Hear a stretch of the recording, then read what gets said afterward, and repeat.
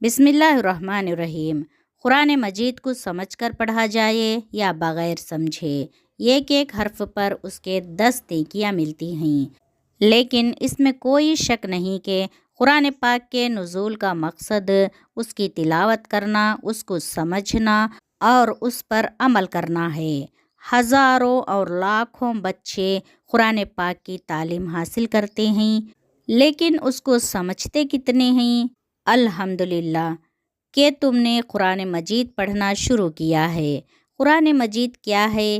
یہ اللہ کا کلام ہے، یا یوں سمجھ لو کہ یہ اللہ کی باتیں ہیں جو اس نے اپنے پیارے نبی محمد صلی اللہ علیہ وسلم پر حضرت جبرائیل علیہ السلام کے ذریعے سے بھیجی، تاکہ ہم کو معلوم ہو جائے کہ اللہ تعالیٰ کون ہے، دنیا میں کون کون سی باتیں کرنے کی ہیں جن سے اللہ تعالیٰ خوش ہوتا ہے، اور کون سی باتیں چھوڑنے کی ہیں جن سے اللہ تعالیٰ ناراض ہوتا ہے۔ مرنے کے بعد ہم کو قیامت کے روز دوبارہ زندہ کیا جائے گا، تاکہ جس نے اللہ تعالیٰ اور اس کے رسول صلی اللہ علیہ وسلم کے بتائے ہوئے اچھے کام کیے ہو، اس کے بدلے اس کو جنت ملے، وہ وہاں ہمیشہ ہمیشہ رہے، اور جو اس کا جی چاہے وہ اس کو ملے۔ اور جس نے ایسے کام کیے جن کو اللہ تعالیٰ اور اس کے رسول صلی اللہ علیہ وسلم نے کرنے سے منع کیا ہے، اسے اس کی سزا دوزخ میں بھگتنا پڑے گی۔ جس نے اللہ تعالیٰ کے ساتھ شرک کیا ہے اس کو معاف نہیں کیا جائے گا۔ اس کے علاوہ اللہ تعالیٰ بہت رحم کرنے والا ہے، وہ جس کو چاہے بخش دیتا ہے۔ دنیا میں جو لوگ پہلے آئے تھے انہوں نے اللہ تعالیٰ اور اس کے رسولوں کا کہنا نہیں مانا، ان کا انجام دنیا میں بھی خراب ہوا اور مرنے کے بعد بھی دوزخ میں جائیں گے۔ اور وہ لوگ جنہوں نے اچھے کام کیے، اللہ تعالیٰ اور اس کے رسول کا کہنا مانا، وہ اس دنیا میں بھی کامیاب ہوئے اور مرنے کے بعد بھی ان کو جنت ملے گی۔ قرآن مجید کا مقصد معلوم ہونے کے بعد تمہارے دل میں یہ خیال آتا ہوگا کہ اللہ تعالیٰ کون ہے۔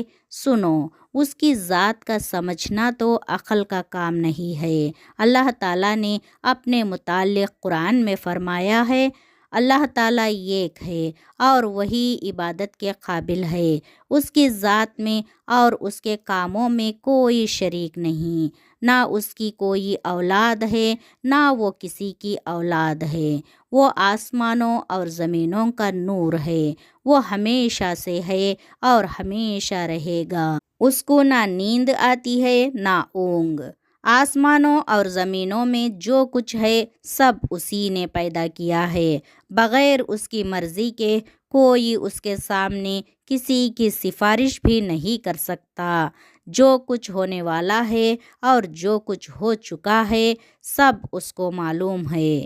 آسمانوں اور زمین میں کوئی چیز ایسی نہیں جو اس کے علم میں نہ ہو، وہ اس کا انتظام کرنے سے تھکتا نہیں۔ آسمانوں اور زمین میں جو چیز ہے وہ اس کی تعریف اور پاکی بیان کرتی ہیں۔ وہی پیدا کرتا ہے، وہی موت دیتا ہے، وہی موت کے بعد قیامت کے دن پھر زندہ کرے گا۔ اللہ سب کچھ کر سکتا ہے، اس کی مرضی کے بغیر کوئی نہیں کر سکتا۔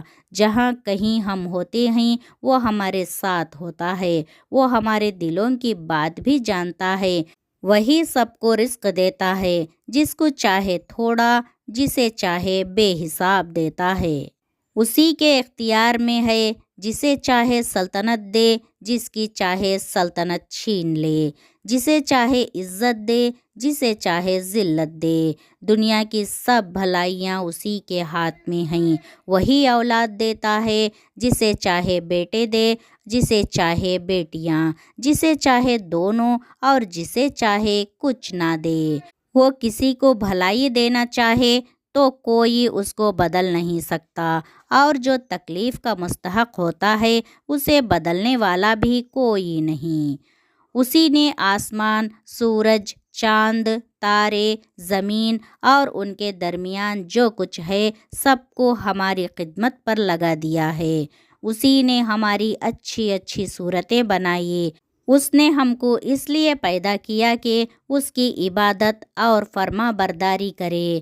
اس نے حضرت محمد صلی اللہ علیہ وسلم کو اپنا آخری نبی بنا کر بھیجا اور حضرت صلی اللہ علیہ وسلم پر اپنا آخری کلام قرآن مجید نازل فرمایا کہ میں قرآن مجید کی حفاظت کروں گا۔